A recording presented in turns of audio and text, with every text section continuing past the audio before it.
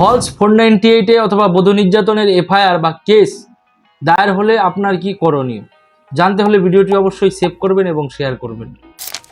False 498 FIR অথবা বধূ নির্যাতনের কেস যদি আপনার বিরুদ্ধে আপনার স্ত্রী থানাতে দায়ের করে তাহলে ঘাবড়ানোর বা প্যানিক হওয়ার কোনো কারণ নেই। পুলিশকে সুপ্রিম কোর্টের ডাইরেকশন অনুযায়ী মূলত 498 কেসে বা বধূ নির্যাতন কেসে প্রাথমিকভাবে অ্যারেস্ট করার কোনো অধিকার নেই। তাকে 35(3) অথবা 41A CRPCতে নোটিশ করতে হবে। প্রাইমারিলি তাকে স্যাটিসফাই হতে হবে যে এই ধরনের কোনো ঘটনা ঘটেছে এবং তার সত্যতা যাচাই করতে হবে। তারপর পরবর্তী উকিলবাবুর পরামর্শ অনুযায়ী আপনারা সেই কেসে প্রসিড করতে পারেন। এবার যদি 498 কেস অথবা বধূ নির্যাতনের কেস ফলস প্রমাণিত হয় অথবা আপনি এই 498 অথবা বধূ নির্যাতন কেসে যদি আপনি বেকসুর খালাস হন তাহলে এটি একটি strong legal ground for taking divorce.